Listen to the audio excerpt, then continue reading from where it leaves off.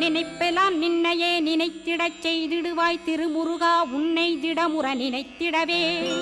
திருவருள் தந்திடுவாய் திருவருள் தான் பொங்கிடவே திருவருள் ஒன்றிலே நிலை பெறச் செய்திடுவாய் நிலை பெறச் செய்திடுவாய் நித்யானந்தமதில் நித்யானந்தமே நின்னுருவாகையினால்